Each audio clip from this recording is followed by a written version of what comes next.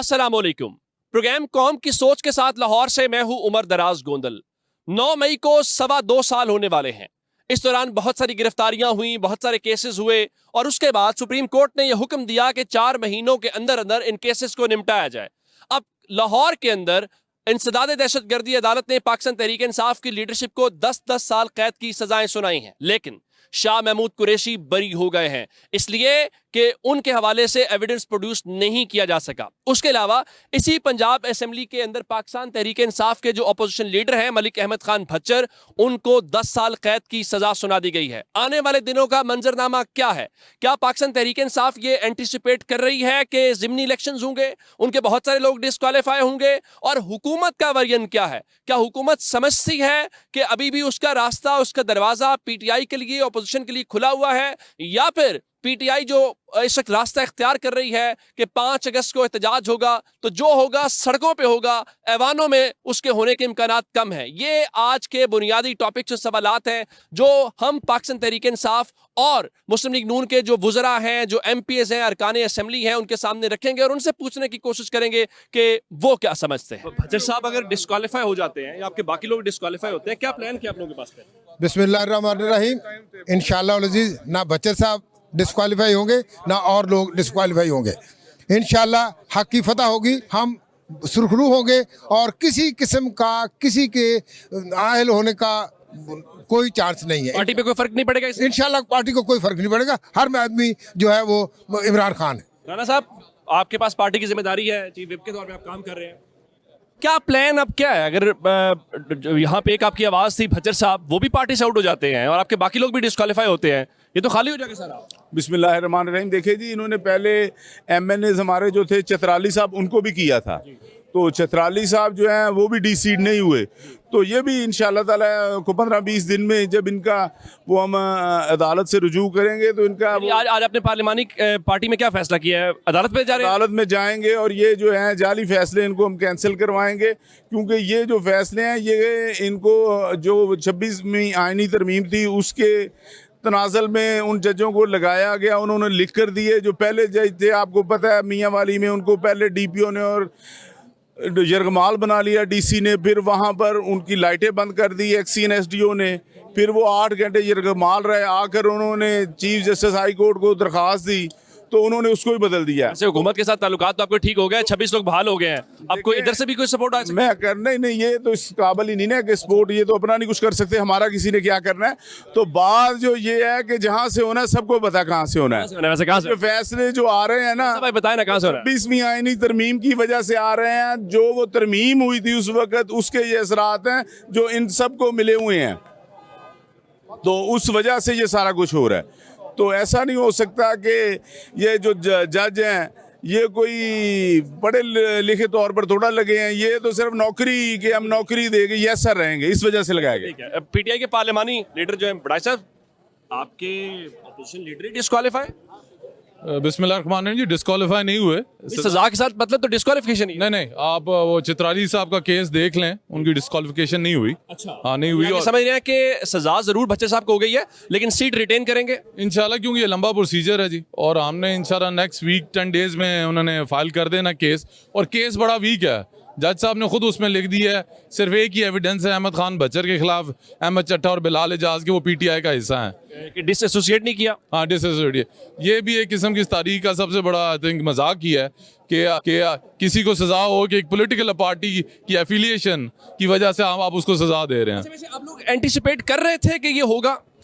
नहीं, हम एंटिसिपेट कर रहे थे, पर जिस भोंडे दास से किया है वो एंटिसिपेट नहीं थे कर रहे, लेकिन उसका हमें फ़ायदा ही हो रहा है। जो 9 मई का केस है वो भी बुरी तरह एक्सपोज हुआ, और जो बच्चर साहब वाला केस है वो तो बिल्कुल ही जज साहब ने आखिरी 3 लाइनों में लिख दिया कि इन्होंने अपने आप को पीटीआई से डिसएसोसिएट नहीं किया, इसलिए मैं इनको गिल्टी डिक्लेयर कर रहा हूँ। तो एक तो चले हमें राना शहबाज जी बता रहे हैं कि आप अदालतों में जाएंगे, असेंबली में, सड़कों पे, वो भी कोई स्ट्रेटेजी है? पार्लिमानी पार्टी में क्या तय किया आप लोगों ने? हमने जी ये बेसिकली आज की जो मीटिंग थी वो थी सॉलिडेरिटी विद अहमद खान भच्चर साहब। हमने डिसाइड किया कि वही हमारे ऑपोजिशन लीडर लेंगे, और इंशाल्लाह हमें पूरा यकीन है 1 माह के अंदर अंदर भच्चर साहब वापस असेंबली में हो। 1 महीने के बाद इंशाल्लाह। चलें, ठीक है। शेख साहब लाहौर के सदर हैं, बड़े मुतहर्रिक, और उनसे बात करने की कोशिश करते हैं। शेख साहब, हाँ जी। ये रिहाई तो आपकी लीडरशिप की होनी चाहिए, आप अदलिया की रिहाई की बातें कर रहे हैं। ये आपने अदलिया की रिहाई की बात की हुई है। मैं ये क्योंकि जब ये अदलिया रिहाई होगी ना तो फिर पूरी कौम भी रिहा आ जाएगी और हमारी लीडरशिप भी रिहा आ जाएगी। या तो रिहा है, जाहिर है जजेस तो आज़ाद है और अदलिया आज़ाद काम करती है। आप अगर फैसले पढ़ के देखें कि बच्चर साहब को सजा पता किस बात पे हुई है? बच्चर साहब को सजा ये कि उन्होंने डिनाई नहीं किया कि मैं पीटीआई से हूँ। नहीं, पीटीआई में होंगे तो सजाएं होंगी। ऑफ कोर्स जिन्होंने पीटीआई से छोड़ दी है, जिन्होंने छोड़ दी है पीटीआई, उनको सजा वैसे तकरीबन। मुराद रास और अंदलीब अब्बास साहब जो हैं, साहिबा जो हैं, वो भी तो उसी जगह पे थे, उसी गाड़ी में थे, कैसे बच गए वो लोग? वो इसलिए बच गए कि उन्होंने बैत कर ली। बात कर ली जी। इसकी जो जब यजीद की बैत की थी ना, जब तो तब वो बच गए थे, तो हुसैन ने बैत नहीं की थी तो उनका सर कलम हुआ था। आप उसको उस नजर से तो देखें। हम ये समझते हैं कि हम हक पे खड़े हैं और खड़े रहेंगे, चाहे हम सारे सर काट दें, हमारा कत्ल कर दें, हमारे डीसीट कर दें, इससे कोई फर्क नहीं पड़ता। पड़ेगा। मुझे डिप्टी अपोजिशन लीडर जो है कुरैशी साहब नजर आ रहे हैं, उनसे बात करते हैं। कुरैशी साहब, इजलास है, इजलास के बाद हम फिर करेंगे प्रेस कॉन्फ्रेंस जो है ना सर। आप बिल्कुल कुरैशी साहब, जी सर। लगता है आप सबसे ज्यादा समझदार पीटीआई में निकले। आप पहले डिप्टी अपोजिशन लीडर थे, आपको पता था कि इन्होंने बच्चर साहब ने कल को डिस्क्वालीफाई हो जाना है। किसी ना किसी को तो पार्टी ने डिप्टी अपोजिशन लीडर बनाना था। वैसे माजी में प्रैक्टिस रही है ये वाली? जी सर, बिल्कुल रही है सर। हमारे सप्तान खान साहब लीडर ऑफ द ऑपोजिशन रहे हैं, पहले वो डिप्टी ऑपोजिशन लीडर हुआ करते थे। और देखिए ना, मैंने पहले कहा कि पार्टी है, पार्टी के अंदर हर एमपीए, हर एमएनए की कोई ना कोई जिम्मेवारियां डिजिग्नेट हैं, और जब तक बच्चर साहब नहीं होंगे we are there to cover him. आप जो भी उनके लिए, उनके अपना उनसे रिलेटेड जो भी होंगे असेंबली के अंदर भी बाहर भी हम करेंगे। आपको लीगल टीम ने क्या इनिशियली असेसमेंट दी है? क्या ये समझा जाए कि वो फौरन डिस्क्वालीफाई हो गए हैं या अभी सीट उनकी रहेगी? No sir, no. बात ये है, हाउ इट वर्क्स इज कि ये जो हुई है, उन्होंने कन्विक्शन है, ये जज भेजेगा स्पीकर को रेफरेंस के तौर पे, स्पीकर उसको असेस करके आगे भेजेगा।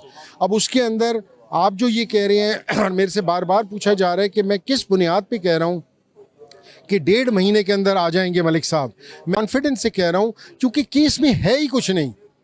केस के अंदर जब जज कह रहा है 10 साल की सजा हुई है, कुछ नहीं है। मैं जवाब देता हूँ। मैं केस का ऑर्डर आपकी जर्नलिस्ट का जो ग्रुप है उसमें लगा दूंगा, आप पढ़ लें खुद। किसी शहादत, किसी गवाही को उन्होंने मलिक अहमद खान पे नहीं डाला। ओनली थिंग जो उन्होंने कहा है, जज ने ऑर्डर में लिखी है, वो ये कहा है कि हमने इनसे पूछा कि आपने प्रेस कॉन्फ्रेंस की थी, उन्होंने कहा नहीं मैंने की। उन्होंने कहा पीटीआई में है, उन्होंने कहा हाँ मैं पीटीआई में हूँ। That is the only. उसका एक प्रेसिडेंट भी मौजूद है ना, मुराद रास। जब आईजी पंजाब ने उस वक्त प्रेस कॉन्फ्रेंस की थी तो उन्हें मेन कल्प्रिट कहा था, वो भी उस कई केस में दिखाई नहीं दे रहे। अंदलीब अब्बास भी तो उसी गाड़ी पे थी जहाँ पे यास्मीन राशिद साहब थी। सर मैं कह तो रहा हूँ ना कि ये लोग जो कर रहे हैं, ये लोग समझ रहे हैं कि शायद ये रात कभी नहीं ढलनी, पर रात हमेशा ढलती है और सूरज हमेशा तलू होता है। भी ऑप्टिमिस्टिक है बड़े। Sir we are very optimistic, क्योंकि अल्लाह अल हक है। अल्लाह की ये जलाल को ये चैलेंज कर रहे हैं। अल्लाह जुल्म को पसंद नहीं करता, अल्लाह जुल्म से सबसे ज़्यादा नफरत करता है। और मुझे अल्लाह के घर से उम्मीद है, वो तो लंबा प्लान करके रखे हुए। इतलात ये हैं कि कोई 40 से 50 के करीब आपके एमएनएस एमपीएस डिस्क्वालीफाई होंगे, ज़िमनी इलेक्शन होंगे, और ज़िमनी इलेक्शन होंगे तो फिर वही होगा जो हमने। सर हज़रत अली करम अल्लाह वजह का एक कॉल है, मैंने अपने इरादों को टूटते देखकर अल्लाह की ताकत को पहचाना। तो सर हम तो अल्लाह पे छोड़ा हुआ है, अवाम के और अवाम को अपना मुकदमा। 5 अगस्त को निकल रहे हैं बाहर, हर कोई निकलेगा सर। ये कहीं ये जो सजाएं अचानक से होना शुरू हुई हैं, ये कोई 5 अगस्त के वाले से तो मैसेज सर ये 5 अगस्त के हिसाब से डराएं धमकाएं, जो मर्जी खौफ और रास पैदा करें, इट इज़ इममटीरियल। अवाम अब इस खौफ के जो है ना, खौफ का बुत तोड़ दिया है, वो निकलेगी अवाम। सर डिस्क्वालीफाई होना शुरू हो गए हैं, वो कह रहे हैं कुछ 40 से 50, और उसके बाद आपके ज़िमनी इलेक्शन भी हो जाएंगे पंजाब में और सेंटर में। जी कोई ऐसी बात नहीं, हम घबराने वाले लोग नहीं हैं। जितना मर्जी जो मर्जी जुल्म जबर कर लें, ना हमने झुकना है, ना हमारी आवाज़ बंद होनी है, ना हमने अपने कायद को छोड़ना है, ठीक है ना। ये सारे टैक्टिक्स जो फेक टैक्टिक्स कर रहे हैं ना, ये हमें झुकाने के लिए, हमें मोल्ड करने के लिए। हमारा कोई वर्कर जो खान की टिकट पे जीत के आया, जो खान के साथ है ना, उसके ऊपर ये फेक, ये सारे फेक है ना, ये काम कर रहे हैं। ये जितने मर्जी कर लें, उससे हमारे अज़म नहीं टूटने वाला, हमारा इरादा नहीं टूटने वाले, हमारे पुख्ता इरादे, और हम उस पर कायम हैं। नहीं इस बात पे, तो इसमें क्या फिर एहतजाज करते रहेंगे? एहतजाज करते रहेंगे। देखें वैसे वैसे अपना ये सर ये बताएं, एहतजाज तो आप पिछले साल 1.5 साल से कर रहे हैं। कोई बात नहीं, ये डेमोक्रेटिक वे है, हम अपने हक के लिए एहतजाज करना हमारा राइट है, चाहे ये 4 साल करना पड़े चाहे 6 साल करना पड़े। क्योंकि इमरान खान की आपने शायद एक स्पीच सुनी होगी, वो कहता मैं अपने लिए नहीं लड़ा, मैं इस कौम के लिए लड़ रहा हूँ, मैं इस कौम की बच्चों के लिए लड़ रहा हूँ, इस कौम के मज़दूरों के लिए लड़ रहा हूँ, इस कौम के सिपाही के लिए लड़ रहा हूँ, इस कौम के फ़ौज के लिए लड़ रहा हूँ। यानी कि वो अपने लिए लड़ाई नहीं, ये जद्दोजहद लड़ाई आज़ादी की जो लड़ाई है ना, ये लंबी भी हो सकती है, इसमें हमें कोई घबराने की ज़रूरत नहीं है। हमारी अवाम खान के साथ है। 5 अगस्त आ गया है, 5 अगस्त के लिए तैयार हैं? 5 अगस्त के लिए भरपूर तैयार हैं हमें। 5 अगस्त के लिए 90 दिन के लिए? नहीं, ये प्रोसेस है, 5 अगस्त को भी होगा, कंटिन्यू होगा, अनलेस अनटिल जब तक हमारा खान बेबुनियाद झूठे मुकदमों से रिलीज़ नहीं होता। ये उस वक्त तक प्रोसेस चलता है, जब तक हकीकी जमहूरियत नहीं आती, जब तक हमारे अवामी मुंतखब नुमाइंदे अवामों में नहीं आते, ये प्रोसेस चाहे उसके लिए जितनी मर्जी कुर्बानियाँ देनी पड़े, जितनी सीटें डिस्क्वालीफाई हो जाए, जितनी मर्जी देनी पड़े, हम देने के लिए तैयार। इसमें कोई दूसरी आरा नहीं, क्योंकि हम खान के सिपाही हैं। उसका अज़म है कि इस मुल्क के अंदर जमहूरियत की बालादस्ती होनी चाहिए, कानून और आइन की बालादस्ती होनी चाहिए। इस मुल्क में जो एक हकीकी जमहूरी, उस जमहूरियत की जंग है, जमहूरियत की जंग हम लड़ते रहेंगे। सजाएं शुरू हो गई, डिस्क्वालिफिकेशंस, क्या करेंगे आप? ये जी इनकी खौफजदा की अलामत है, उनके खौफजदा की जी, वो खौफजदा हैं, तो इस तरह की ज़ाहिरी बात है वो ये हरकतें करेंगे।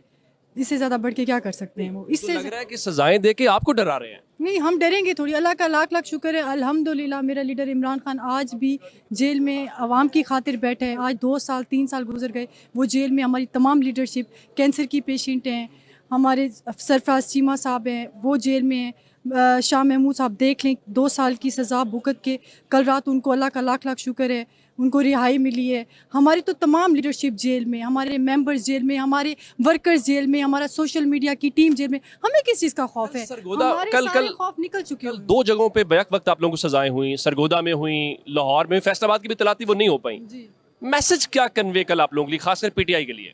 जी, मैं तो सिर्फ इतना कहूँगी कि ये इन्होंने हमारे लीडरशिप को लॉक किया, हमारी टीम को लॉक किया। इन्होंने दफ़ा 144 लगा के देख ली, हमारे जलसे रुकवा के देख लिए, हमारे प्रोटेस्ट के ऊपर हमले करा के देख लिए, कोई असर नहीं हुआ। तो ये 5 अगस्त से मेरे ख्याल से डरे हुए हैं, कोई नई तारीख से डरे 5 हुए अगस्त को आप लोग निकल रहे हैं? वैसे अभी तक हमारी लीडरशिप ने इस पे स्ट्रैटेजीज यकीनन बनाई होगी। जो भी आज लीडरशिप तारीख देख लें और अभी 5 अगस्त को निकलना है, या 90 दिन वाला जो गंडापुर साहब लाहौर में क्या के चले गए हैं? जी, इंशाल्लाह जिस तरीके से पार्टी की इंस्ट्रक्शंस आएंगी, हमारी लीडरशिप की इंस्ट्रक्शंस आएंगी, हम उसको पूरा फॉलो करेंगे और बैक करेंगे। क्या आपने ब्रेक से पहले तहरीक इंसाफ के लोगों की राय सुनी है? उनके अरकान असेंबली की, जरा गवर्नमेंट का वर्जन भी लेते हैं हम। निशा साहब, ये कल 9 मई की सजाएं, क्या मैसेज कल गया इन सजाओं से? गवर्नमेंट का क्या वर्जन है इसके ऊपर? देखिए, हमारा तो कोई वर्जन नहीं। हम तो डे 1 से कह रहे हैं कि मामला अदालत में चल रहे हैं। इधर असेंबली में भी आते हैं, नारे लगाते हैं कि जी रिहा कर दो, फलाना कर दो। तो रिहाई असेंबली ने भी नहीं करनी, रिहाई हुकूमतें भी नहीं करनी। रिहाई तो करती है या सज़ा देती है, अदालतें देती हैं। सो 9 मई को क्या हुआ, सारी कौम ने देखा, जलाओ घिराव हुआ, कहाँ कहाँ अटैक हुआ, किस तरीके से प्लान तरीके से आए, जो भी हुआ। अब वो केस चला है कोर्ट के अंदर। सो कोर्ट के पास कोई ना कोई शवाहिद तो होंगे जिसकी बेस पर उन्होंने सजाएँ दी हैं। तो अब आके ज़रूर अहमद खान बच्चर साहब एक बड़े, मैं उनको एडमायर करता हूँ, बट आई थिंक उनको अगर सज़ा दी गई है तो किसी वजह से दी गई होगी। लेकिन मैं इस पर अब एज ए गवर्नमेंट कमेंट कर नहीं सकता क्योंकि अदालत का फैसला है। सो आई डू फील कि कानून को ऐसे हाथ में लेना नहीं चाहिए था। अब लिया है तो कोई सज़ा हुई है तो अब। अच्छा, वैसे आपकी कुलीग ही थे मुराद राज साहब, यहाँ पे काम भी करते रहे, वो बच गए। अदलीब अब्बास साहब भी वहीं पे थी, वो बच गई, लेकिन डॉक्टर यास्मीन राशिद, उनको सजाएं होगी। ये डिस्क्रिमिनेशन जब वो सवाल करते हैं और पॉलिटिकल विक्टिमाइजेशन की बात करते हैं, तो ये किस हद तक फिर जरूर? देखिए, मैं तो ये कहूँगा, वो मुराद राज साहब भी पीटीआई थे, बाकी जिनका आपने नाम लिया वो भी पीटीआई थे। अगर उनके साथ विक्टिमाइजेशन वो फील करते हैं कि उनकी जमात के अंदर कोई ऐसी ग्रुपिंग हुई है जिसकी वजह से कुछ लोग बचते जा रहे हैं, कुछ नहीं बच रहे, तो they need to look inside and see what is going on. But अगर उनका कोई कसूर होगा तो सजा उनको मिलनी चाहिए। जो पीटीआई छोड़ देते हैं उनके जुर्म माफ हो जाते हैं, जो पीटीआई नहीं छोड़ते उनको सजाएं होती हैं। तो कोई बात नहीं, 5 साल पहले जो पीटीआई ज्वाइन करता था उसकी भी सजाएं माफ होती थी, उसको भी बेगुनाह कहा जाता था, वो दुनिया का नेकतरीन आदमी था। तो ये एक साइकिल ऑफ लाइफ है। नाजायज़ है ना, पहले भी नाजायज़ हुआ, अब भी नाजायज़ हो रहा होगा। तो आई डू फील कि अगर कोई विक्टिमाइजेशन हो रही है तो नहीं होनी चाहिए थी। बट अदालतों का फैसला है, आई डोंट थिंक कि उन्होंने गलत फैसला किया। सर देखिए, अगर ये साइकिल चलता रहेगा, जिस तरह पहले मुस्लिम लीग नून उसका निशाना बनी, जिसका आप हवाला भी दे रहे हैं माजी में, मुस्लिम लीग नून को त्यारा हाईजैकिंग केस में भी सजाएं हुई, फिर कहाँ सीखेंगे, कहाँ ये सिलसिला रुकेगा सर? देखें, एक पाकिस्तान का पॉलिटिकल सिस्टम है जिसके अंदर पॉलिटिकल इंटरफेरेंस भी आती है, जिसके अंदर लोगों को जज़ा सज़ा का एक अमल भी चलता है, हुकूमतें दी भी जाती हैं, ली भी जाती हैं। मैं पहले भी इस बात पे हमेशा मैंने स्टैंड किया, आज भी मैं इस बात पे स्टैंड करता हूँ कि पॉलिटिक्स के अंदर किसी किस्म की इंटरफेरेंस नहीं होनी चाहिए। आप इस सिस्टम को चलने दें, ये सिस्टम चलता रहेगा। जो बंदे इस काबिल होंगे वो बच जाएंगे, जो नहीं होंगे वो ख़त्म हो जाएंगे। कहीं ना कहीं से स्टार्ट होना है और ये स्टार्ट ज़रूर होगा। पॉलिटिकल पार्टीज़ को आपस में लड़ना छोड़ के कहीं पे आपस में बैठना भी चाहिए। खाली ये कहना तो आपको कदम बढ़ाना चाहिए, आप गवर्नमेंट है। यार हम कदम बढ़ाने को तैयार है, किससे बात करें? आप मुझे बताना, आपने ज़रूर है, हमने बात किससे करनी है? हमने अलीमा बीवी से बात करनी है, हमने पीरनी साहबा से बात करनी है, गौर साहब से बात करें, जाके गंडापुर से बात करें, किससे बात करें? ये तो आपस में यूनाइटेड ही नहीं है। जब 2018 में हम लोग असेंबली में थे, विक्टिमाइजेशन होती थी, लड़ाई झगड़े होते थे, सारा कुछ हो रहा था, हमारे बंदे अंदर थे, बट हमारे एक पार्टी टीयर सिस्टम है, वी आर पॉलिटिकल पार्टी। हमारे बंदे थे बात करने वाले, हमारी लीडरशिप पंजाब में मौजूद थी, फेडरल मौजूद थी, और हम लोग उनकी मानते थे, ये किसी की मानते नहीं। मैं आपको एक बात बताऊंगा, ये जो कहना ना मैं मानता नहीं, दुनिया का सबसे आसान काम है। ये असेंबली में भी आते हैं, हम नहीं मानते। भाई हम आपको मनाना चाहते ही नहीं है ना। हम तो आपको कहते हैं कि अपनी जो हक की बात है वो बात करें। अगर आप चाहते हैं कि आपको खुश करने के लिए हम असेंबली में आए हैं, हम आपको खुश करने असेंबली में नहीं आए। बट पॉलिटिकल प्रोसेस चलने के लिए ज़रूरी है कि सारी पार्टीज आपस में बैठे। हम पहला कदम उठाने को तैयार हैं, बट पीटीआई प्लीज़ बता दे कौन सी वो कमेटी है जिससे हमने बैठ के बात करनी है। आप ये कह रहे हैं कि गवर्नमेंट पीटीआई से एज ए पॉलिटिकल पार्टी बात करने के लिए बिल्कुल तैयार है, बस वो अपनी कमेटी का ऐलान करें। जी बिल्कुल, कमेटी का ऐलान करें, फिर जब कमेटी को फैसला करे तो उस फैसले पे खड़े भी तो हो ना। हमने कई दफ़ा कमेटियां बनी, फेडरल में बनी, यहाँ पे बनी, असेंबली के अंदर वहाँ पे भी बात हुई, आते ही नहीं है। आते हैं, बात करके जाते हैं, जब वापस निकलते हैं तो बाहर जाकर उनको पता चलता है कि जी आप कैसे, who gave you the right. अब यहाँ पे अहमद खान बचर साहब was the leader of the opposition, उनकी पार्टी उनकी सुनने को तैयार नहीं थी, उनके मेंबर सुनने को तैयार नहीं थे। कैसे पॉसिबल है? तो इस तरह नहीं होता, पार्टीज़ ने एक सिस्टम चलना होता है। मैं आज अपनी गवर्नमेंट की तरफ से ज़रूर श्योरिटी देता हूँ कि हम बात करने को तैयार हैं, लेकिन हमें बताएं कि हमने बात किससे करनी है। जिससे आप कहेंगे मैं जाके खुद बात करूंगा। बिल्कुल ठीक है। आखिरी सवाल आपसे करना चाह रहा हूँ कि जिस तरह आपने जेन्युइन पॉलिटिकल वर्कर वाली बात की है, पीटीआई आपकी मुखालिफ है, लेकिन एक पार्टी तो है, उनके वर्कर भी हैं। एक सियासी फिगर होने के नाते क्या मशवरा देंगे इस, अगर बंद गली में है या किसी मुश्किल में है, कौन सा रास्ता है आपके ख्याल में जिनको उनके लिए कोई आसानी पैदा कर सकता? देखिए, सबसे पहले तो मैं कहूँगा कि पॉलिटिकल पार्टी पीटीआई बिल्कुल नहीं है। अच्छा, they need to be a political party. उन्होंने हर बंदे को अपना ज़ाती दुश्मन बनाया है। हमारे हर हलके में जाके उन्होंने लोगों को सिर्फ यही कहा है कि ये काफिर, ये गंदे, ये चोर, हम दूध के धुले हुए। पॉलिटिकल आप लड़ाई जहाँ लड़नी है लड़ें, हमने वोटों से आना है, आपने वोटों से आना है, करें। पर्सनल अटैक्स के ऊपर आते हैं, सारी चीज़ें आती हैं। To be a political party थोड़ा दिल बड़ा करें, लोगों को बर्दाश्त करना सीखें। मैं नहीं तो कोई नहीं वाली बात नहीं चल सकती पार्टीज़ के अंदर। अगर वो चाहते हैं कि आज भी कहीं ना कहीं से उनके लिए कोई बेहतरी शुरू हो, तो अपने मजाज में नरमी लेके आएँ। जो बाकी पॉलिटिकल प्लेयर्स आज मैदान में मौजूद हैं उनसे बैठ के बात करें, उनको अपने साथ शामिल करें। जब पहले ये आए, मौलाना फजल रहमान साहब के साथ गए, इन्होंने कहा जी मौलाना साहब तहरीक चलाएंगे, हम ये करेंगे, वो करेंगे, सारा कुछ करेंगे। मौलाना साहब ने जो उनको बातें की, जो टीम वहाँ से बात करके आती, बाहर निकल कहते हैं हम तो मानते नहीं। और नहीं जी हम तो नहीं मानते, वो तो हम तो जाना ही नहीं चाहते थे। ये नहीं होता ना। आप मुझसे अगर बात कमिट करके निकले ना, एक इज्जतदार आदमी काम होता है कि अपनी बात पे खड़ा होकर पैरा दे। सो जब तक ये बैठ के पॉलिटिकल प्लेयर्स के साथ बात नहीं करेंगे, तब तक मेरा नहीं ख्याल इनको कोई रिलीफ मिल सकता है। और ना ही ये उम्मीद रखें, अकेला बंदा 100 जंगें नहीं लड़ सकता। आपको अपने एलाइज चाहिए होते हैं, आप अपने एलाइज बनाएं। और मैं ये भी नहीं कहूँगा कि वो लोग जिनको ये कल बुरा भला कहते हैं उनको अपने एलाइज बनाते हैं, और नहीं बनाना चाहिए, उनको बनाना चाहिए। पॉलिटिकल पार्टीज़ हैं, हमारे आपस में किसी की आपस में दुश्मनी नहीं है। अल्लाह का शुक्र है कि हमारे कुछ ज़ाती मामलात नहीं, हमारे पॉलिटिकल डिफरेंसेस हैं, तो बैठा जा सकता है और बैठना चाहिए। कल पीटीआई को उनके रहनुमाओं को सजाएं हुई 9 मई के अंदर। आपके वालिद साहब की एक स्टैंडिंग है, उनके एक पोजीशन है, सवाल जवाब भी वो अच्छे उस हवाले से होते हैं। एक सिलसिला चलता आ रहा है पाकिस्तान की सियासत में, कभी मुस्लिम लीग नून निशाना बनती है, कभी पीपल्स पार्टी निशाना बनती है, आज पीटीआई है। आपके ख्याल में ये साइकिल ऐसे ही चलेगा, या आपके ख्याल में मकाफात अमल है जिसका पीटीआई आज शिकार है? आपने बड़ा अच्छा सवाल पूछा है। देखें, बात यह कि पाकिस्तान की तारीख में सारी सियासी जमातों के ऊपर ऐसे सख्तियों वाले दौर आए हैं, लेकिन बात यह है कि सियासी जमातें जो हैं वो उनकी स्ट्रगल जो है हमेशा वो नॉन वायलेंट रही है, और उन्होंने कुछ रेड लाइंस हैं जो क्रॉस नहीं की कि रियासत के जो इंटरेस्ट हैं उनको नुकसान ना पहुंचे, पाकिस्तान को नुकसान ना पहुंचे। पीपल्स पार्टी की स्ट्रगल देख लें, पीपल्स पार्टी ने अल्टीमेट प्राइस पे की जुल्फ़िकार अली भुट्टो साहब की शहादत की सूरत में। अगर वो काफ़ी नहीं था तो बेनज़ीर भुट्टो साहिबा की शहादत की सूरत में। पाकिस्तान मुस्लिम लीग नून पे जब सख्ती का दौर आया तो पूरा का पूरा शरीफ ख़ानदान जिला वतन हो गया। उनके यहाँ पे असासे जो हैं उनको गवर्नमेंट ने टेक ओवर कर लिया, उनके बिजनेसेस बंद कर दिए, और through genuine political struggle, through negotiation Pakistan में जमहूरियत बहाल हुई। फिर हमारे ऊपर एक बुरा वक्त आया, मुसल्लत किया गया, हालात क्रिएट किए गए, क़यादत को जेलों में डाला गया, झूठे नैब के केसेस बनाए गए।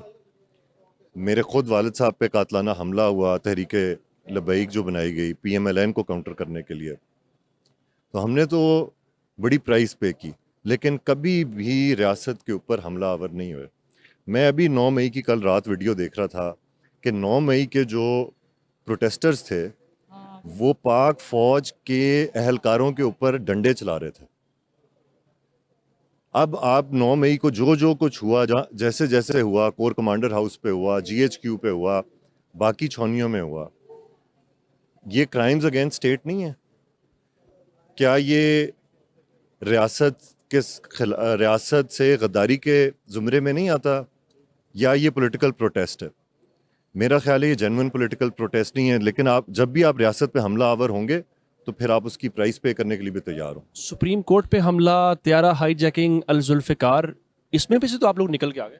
सब पे सजाएं हुई हैं। सुप्रीम कोर्ट पे जो हमला था वो तो एक कंकॉक्टेड केस था, वो सब साबित हो गया कि वो ऐसे हालात बनाए गए थे, इंड्यूस किया गया था ताकि और उसमें लोगों को सजाएं भी हुई और उन्होंने भुगती। सो अब ये PTI ने जो कुछ किया है, और एक पूरा प्लान के तहत किया गया कि इमरान खान साहब अरेस्ट होंगे और इस मुल्क में हम कोई टर्किश स्टाइल टेक ओवर करके फ़ौज के घुटने भी टेक देंगे और हम पता नहीं इस निज़ाम को भी खा जाएंगे, और फिर जो हम कहेंगे इस मुल्क में वो होगा और सुप्रीम कमांडर इमरान खान होगा। तो ऐसे नहीं हो सकता। इस मुल्क में एक आइन है और एक निज़ाम है, और वो निज़ाम और आइन जैसा भी है वो किसी की ज़ात उससे ज़्यादा उससे सबकत नहीं हासिल कर सकता। और मसला सर आया ना, मसला ये है कि बहुत सारे लोग, जो इन मुराद राज का नाम लिया जा सकता है, अंदलीब अब्बास का नाम लिया जा सकता है, और बहुत सारे नाम है, अगर वो जुर्म था तो फिर सबको सजाएं होनी चाहिए थी। जो PTI से जिन्होंने प्रेस कॉन्फ्रेंस की, लाताल्लुकी का ऐलान किया, उनको क्लीन चिट मिल गई। मुझे निटी ग्रिटी तो नहीं पता, क्योंकि ना मैं प्रोसिक्यूशन का लॉयर हूँ, ना मेरे पास वो एविडेंस है जो कोर्ट में लाया गया है। ज़ाहिर है जो प्रोसिक्यूट हुए हैं, जो अदालतों में जिनके खिलाफ केसेस थे, जो पकड़े गए हैं, अदालतों ने कुछ लोगों को बरी किया है, कुछ को सजाएं दी हैं। But the larger problem is कि 9 मई जो है वो रियासत पर हमला था।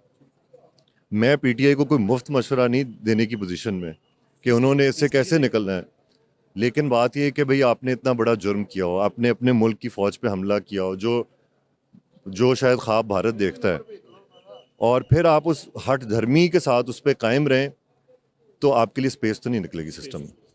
बहुत शुक्रिया आपका। ये मुस्लिम लीग नून के अरकान असम्बली का या वज़रा का एक उसमें मौक़िफ़ है जिसमें वो कह रहे हैं कि अगर आप इसके साथ चलेंगे तो फिर आपको इसमें से कोई स्पेस या जो कोई ये कहना चाहिए कोई रिलीफ मिलेगा, वो रिलीफ आपको मिलता हुआ दिखाई। मुस्लिम लीग नून की MPA राहिला खादिम साहबा हमें नज़र आ गई हैं। आपने विक्टिम मुखालिफिन की अदालतों के ज़रिए उठवाना शुरू कर दी है। देखिए, अदालतों के ऊपर तो हम बात नहीं करते हैं, अदालतें हैं वो अपना इंसाफ कर रही हैं। 9 मई के वाक़यात जो हुए, मेरा ख्याल है 1.5 साल से ज़्यादा हो गया, और बल्कि देर से इंसाफ मिला है। 2.25 साल। हाँ, तकरीबन इतना टाइम हो गया, तो मेरा ख्याल है इंसाफ थोड़ा लेट मिला है। इंसाफ को फौरी होना चाहिए। वो वाक़यात, मैं उसकी आई विटनेस भी हूँ, मैंने अपनी आंखों के सामने कैंट को जलते हुए देखा, जिस तरह इनके लोग आ रहे थे और मेरी बिल्कुल गाड़ी आमने सामने थी। जब यास्मीन राशिद साहिबा और गाड़ी के ऊपर मौजूद थी, और फिर जब मैं वहाँ से बड़ी मुश्किल से हम लोग निकल के CSD के पास आए, तो वहाँ भी आके उन्होंने हमला कर दिया। तो ये तो मैं आई विटनेस उस सारे केस की। अगर कोई मुझे ये बात कहे कि जनाब उन्होंने कुछ नहीं किया या कोई और पीछे हाथ थे, तो कम से कम मैं तो नहीं मानूंगी। तो अदालतों ने जो काम किया है बहुत अच्छा किया है, इंसाफ मिलना चाहिए। उन लोगों को कटहरे में इंसाफ के ज़रूर आना चाहिए जिन्होंने पाकिस्तानी अफवाज के ऊपर, पाकिस्तानी अमला के ऊपर, रियासत को नुकसान पहुंचाने की कोशिश की है। इस चीज़ की किसी को इजाज़त नहीं दी जा सकती। जिस गाड़ी के ऊपर आपने डॉक्टर यास्मीन राशिद को देखा, अंदलीब अब्बास भी नजर आई थी आपको? बिल्कुल, वो भी वहाँ पे मौजूद थी। वो तो कुछ सजा नहीं। बिल्कुल बिल्कुल, वो भी मेरा ख्याल है कि इंसाफ करना चाहिए अदालतों को। काफ़ी टाइम हो गया, अब इन लोगों को जो है वो सज़ाएं ज़रूर मिलनी चाहिए ताकि आइंदा के बाद किसी को भी इतनी ज़रूरत ना हो कि वो रियासत के ऊपर हमला करे। वो कहते हैं कि पॉलिटिकल विक्टिमाइजेशन है, पीटीआई छोड़ दें। हमने तो नहीं कहा आपको कि आप हमलावर हो जाएं रियासत के ऊपर। मुस्लिम लीग नून जो है उसने बड़ा सफ़र किया इस मामले में, पीपल्स पार्टी ने बहुत सफ़र किया है, लेकिन आज तक आपने किसी हमारे कारकुन को देखा है कि वो रियासत की किसी अमलाक, किसी फ़ौजी अमलाक के ऊपर हम हमलावर हों?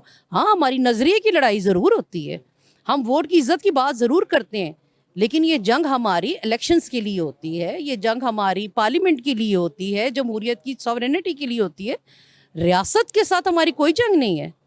लेकिन ये कैसे लोग हैं जो रियासत के साथ जंग पे निकल आए, जो उसी की अपनी ही बनाई हुई अमलाक के ऊपर हमलावर हो जाए, अपनी अफवाज जो है उसके ऊपर हमलावर हो जाए, अपने शोहदा की वर्दियों के ऊपर जो है वो पथराव करना शुरू कर दें, तो ये मुनासिब रवैया तो कतन ये बर्दाश्त ही नहीं किया जा सकता, काबिल मजम्मत है। रियासत पे हमला करते हैं, फौजी इमलाक पे हमला करते हैं, फिर आप समझते हैं कि आपको रिलीफ दिया जाए? बिल्कुल नहीं, हम रियासत को रियासत ही समझते हैं और हम समझते हैं कि रियासत का किसी भी मुल्क के लिए तगड़ा होना बहुत ज़रूरी होता है।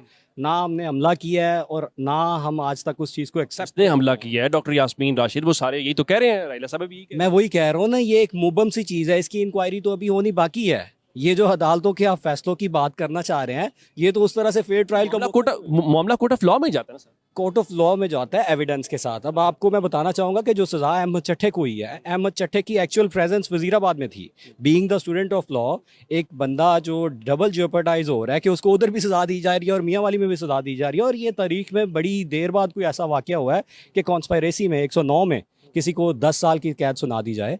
तो मैं समझता हूँ कि ये होचे हटकंडे हैं और इस तरह से कभी गुजारा नहीं होगा। और अगर आप नून लीग का उनकी बात करें तो उनका वतीरा है कि वो इदारों और रियासत पे हमलों के लिए लोगों को उकसाते भी हैं, हमने तो कभी नहीं कहा। भुट्टर साहब, मैं एक तारीखी हवाला, पाकिस्तान में मार्शल लॉ लगता रहा है, बहुत सारी पार्टीज मुस्लिम लीग नून उसकी हिमायत करते रहे, बाकी वो उन्होंने माफ़ी मांग ली, मसले का हल निकल गया। अगर आपसे कोई गलती हो गई है तो माफ़ी तलाफ़ी करें, आगे बढ़े। बिल्कुल, अगर गलती हो तो उसकी माफ़ी तलाफ़ी करे ना। एक बंदा है जिसने कुछ किया ही नहीं है और जिसने इंस्टिगेट ही नहीं किया। देखिए, जो मॉब होता है ना, उसका मिजाज समझने की भी आपको ज़रूरत होती है।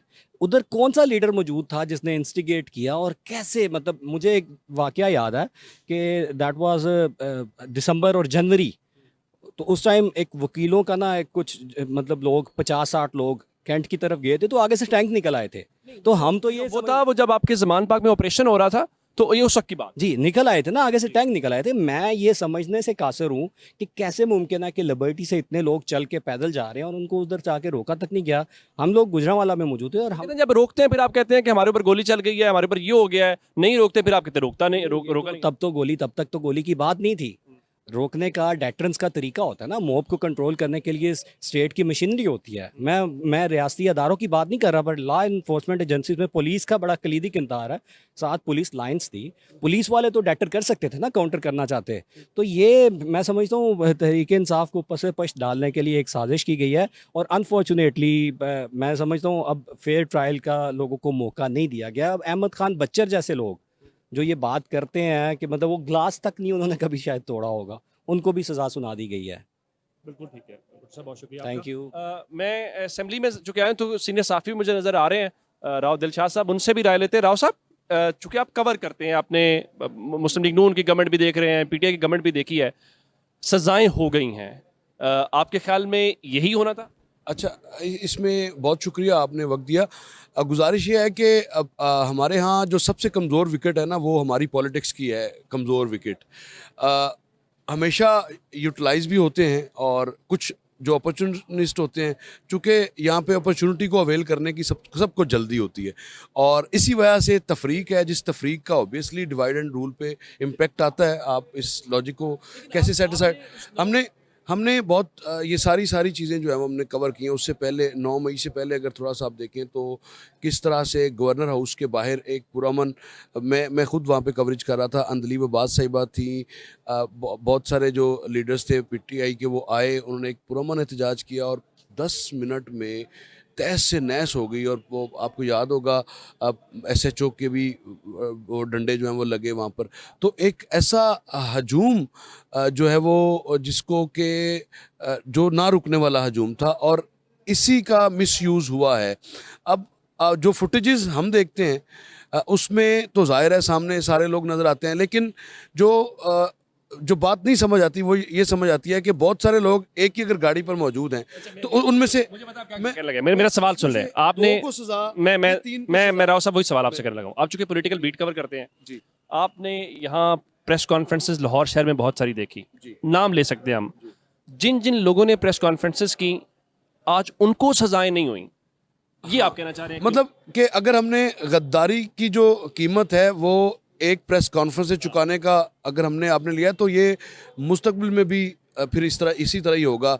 2018 में 18 से पहले जिस तरह से गोंदल साहब हम कवर करते रहे, जिस तरह से गिरफ्तारियां होती रही, ख्वाहिश के ऊपर गिरफ्तारियां होती रही, उस वक्त भी गलत था। और आज भी मैं जो पॉलिटिकल आपको विकेट कह रहा हूँ, कमज़ोर तरीन विकेट हमारी पॉलिटिक्स है, तो इसको हमें मजबूत करना है। इस पर ज़रा घास लगाने की ज़रूरत है, इसकी आबियारी करने की ज़रूरत है। जब आप इसकी आबियारी करेंगे तो फिर आपको अच्छा, फिर ज़ाहिर है एक स्पोर्टिव एनवायरनमेंट भी होगा।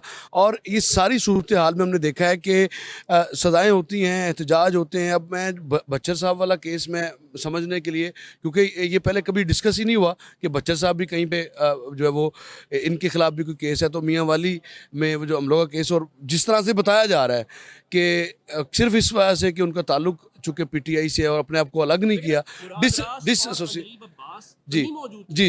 डिसएसोसिएट नहीं किया। और मैं यही नाम तो ले रहा था आपको प्रेस कॉन्फ्रेंस में, मैं गाड़ी की जो बात कर रहा हूँ वो क्या है, उसमें बहुत सारे नाम हैं। तो फैसला साजों को भी यकीनन इस बात पर अगर, तो अब इससे पीछे चले जाएं, आपके यहाँ वो पॉलिटिशियन ही था गुलाम सरवर खान, जिसकी एक स्टेटमेंट आपको 500 अरब रुपए का झटका। अच्छा, उसका कौन, मतलब कि उसने अगर दूसरी पार्टी ज्वाइन कर ली, उसको छोड़ दिया है, तो क्या इस बयान की तहकीकात, ये बयान ख़त्म होता है? ये इतना जहर कातिल था उस वक्त, बल्कि आप यूँ कहें कि एक लड़खड़ाती रियासत के ख़िलाफ़ वो एक आखिरी जो कील था उन्होंने ठोकने की कोशिश की, जो मालियाती तौर पे। तो जी क्या देख रहे हैं? डिस्क्वालिफिकेशंस होंगी, ज़िमनी इलेक्शन होंगे, इसी जगह पे खड़े होकर स्पीकर ने कहा था कि मैं कुछ ज़िमनी इलेक्शन देख रहा हूँ। आप आने वाले दिनों के अंदर क्या देख रहे हैं? देखिए, अब जो मर्जी आप कर लें, जो फैसले आने हैं, मैं अभी पीटीआई के लोगों से भी यही बात कर रहा था कि जिनके खिलाफ केसेस हैं, और ये तकरीबन 50% वो कह रहे हैं, उनके बकौल 50%। मेरा ख्याल था कि पंजाब असम्बली में 50 कोई 20-25% ऐसे नाम होंगे, क्योंकि बहुत सारे नए चेहरे आए हैं इसमें, और 20-25 लोग मुमकिन तौर पर पंजाब असम्बली से जाते हैं। तो मैं वो रेशो, अगर 108 सीटें अपोजिशन की, तो मैं ये देख रहा था कि शायद 20-25 ज़िमनी इलेक्शन आए। लेकिन सूरत हाल बड़ी इसके बरक्स है। अब अगले 3 से 4 माह में जो फैसले आने हैं, यकीनन उसमें बहुत सारे MPs जो हैं वो हिट होंगे, और जो ही फैसला आएगा तो डिसक्वालिफिकेशन आपकी है और जाहिर है, और उसके बाद अपील आपकी कब लगती है, इसका फैसला जाहिर है ना तो आपके हाथ में है और ना ही कभी हुआ है। तो जाहिर है बहुत सारी चीज़ें हैं जिनको करने की जरूरत, लेकिन आप मुश्किल वक्त देख रहे हैं पीटीआई के लिए? मैं यकीनन बहुत मुश्किल वक्त देख रहा हूँ, मुश्किल नहीं, बहुत मुश्किल वक्त देख रहा हूँ। लेकिन अभी भी वक्त है कि पाकिस्तान की सियासत अगर एक पेज पे आती है, बहुत सारे ऐसे रहनुमा असूल हैं जो कि वज़ा किए जा सकते हैं, जिन पर इकट्ठे हुआ जा सकता है। अगर तो सियासी जमातें अभी भी इकट्ठी नहीं हुई, तो फिर वो डिवाइड एंड रूल तो फिर चलता आया है, चलता रहेगा। बहुत शुक्रिया आपका। ये पंजाब असेंबली से आज का हमारा शो है, जिसमें आपने जो तहरीक इंसाफ के डिप्टी अपोजिशन लीडर से लेकर आप उनके पार्लिमानी लीडर तक और MPs तक आपने उनकी गुफ्तगू सुनी है कि वो इसको किस नज़र से देख रहे हैं, या आने वाला मंजरनामा उनके सामने क्या है। और हुकूमत का भी वर्जन हमने आपके सामने रखा, जिसमें वुज़रा, उनके MPs ये समझ रहे हैं कि भाई जो आपने बोया आप वही काट रहे हैं, कुछ अलग इसमें नहीं है। और लेकिन वो ये भी कहते हैं कि कहीं इस सिलसिले को रुकना है, सियासतदानों को आपस में बात करनी है, बैठना है। शो से हमें इजाज़त दीजिएगा, खुदा हाफिज़।